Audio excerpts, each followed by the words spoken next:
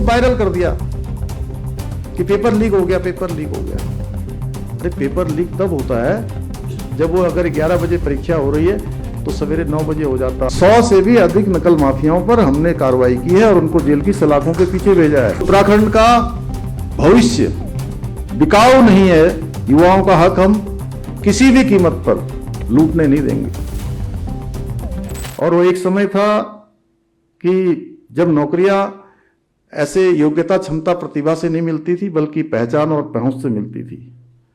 तब जो मेहनत करने वाले थे वो लाइन में खड़े रहते थे और सिफारिश करने वाले सीधे अंदर चले जाते थे, पता ही नहीं लगता था कहां से आ गए, कहां चले गए।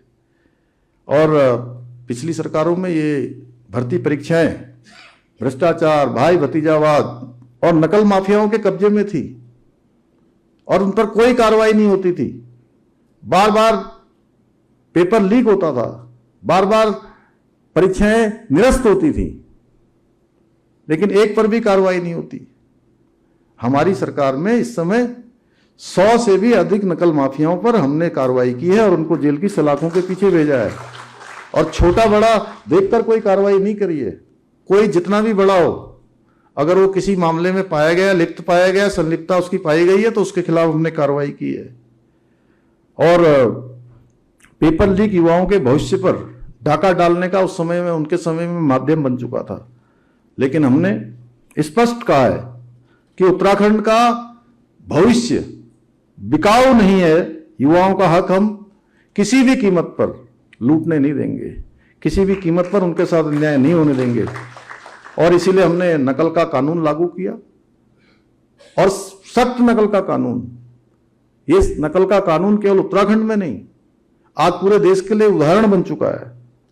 इसी का परिणाम है कि ये 32,000 से ज्यादा भर्तियां अभी तक संपन्न हो चुकी हैं और सभी परीक्षाएं प्रदेश में आज पारदर्शिता और ईमानदारी से संपन्न कराई जा रही हैं।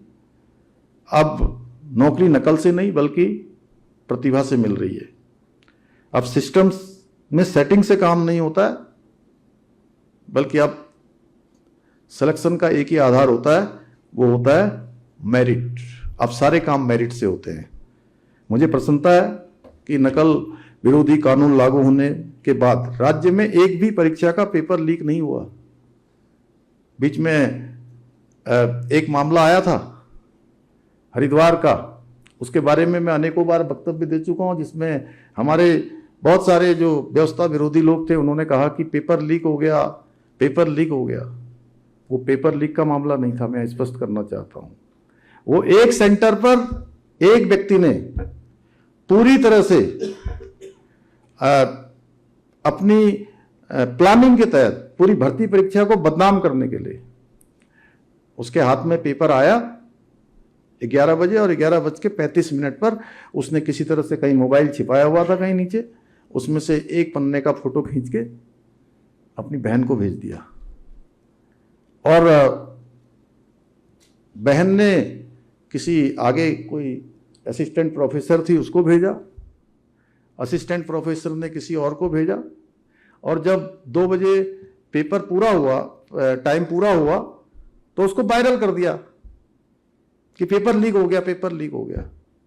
अरे पेपर लीक तब होता है जब वो अगर 11 बजे परीक्षा हो रही है तो सवेरे 9 बजे हो जाता, 10 बजे हो जाता, 10:30 बजे हो जाता, 11 बजे से पहले बाहर आ जाता। वैसे तो 1 दिन 2 दिन पहले ही आ जाता है, लेकिन वो 11:35 पर 9 या 10, 8 प्रश्न कुछ आए थे। हालांकि आपको पता है उसमें छात्र भी आए, हमारे जो अभ्यर्थी लोग थे वो भी आए। उन्होंने कहा कि ये परीक्षा कैंसिल कर दीजिए, इसकी सीबीआई जांच कर दीजिए। हम 1 मिनट भी नहीं रुके, क्योंकि हमारे मन में किसी भी प्रकार का कोई भ्रम नहीं था। हम ये भी नहीं चाहते थे कि हमारे जो युवा लोग हैं उनके मन में किसी प्रकार का अविश्वास पैदा हो। और हमने उसके परीक्षा निरस्त भी कर दी और सीबीआई जांच के आदेश भी कर दिए, क्योंकि हम पारदर्शिता से परीक्षाएं चाहते हैं। किसी भी युवा का मनोबल नहीं टूटना चाहिए, उनका विश्वास कम नहीं होना चाहिए, उनके मन में अविश्वास का भाव पैदा नहीं होना चाहिए।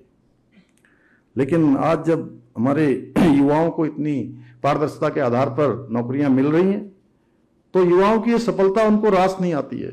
उन्हें दर्द इस बात का है कि राज्य में भर्ती हो रही है और बिना दलाली के हो रही है, बिना पक्षपात के हो रही है, बिना नकल के हो रही है। जिन्होंने अपने समय में इसको एक कारोबार बना दिया था, वे आज हमें ईमानदारी पर भी कभी प्रवचन देते हुए दिखाई देते हैं। मैं ऐसे लोगों से आप सबके माध्यम से कहना चाहता हूँ कि हम युवाओं के सपनों के साथ खिलवाड़ करने वालों का हमें कोई प्रवचन नहीं चाहिए। आपने कोई एक ऐसा काम नहीं किया कि हम आपके प्रवचन सुनेंगे। उत्तराखंड की जनता भी अब पहचान चुकी है कि कौन युवाओं के भविष्य के साथी हैं और कौन युवाओं के सपनों के सौदागर हैं।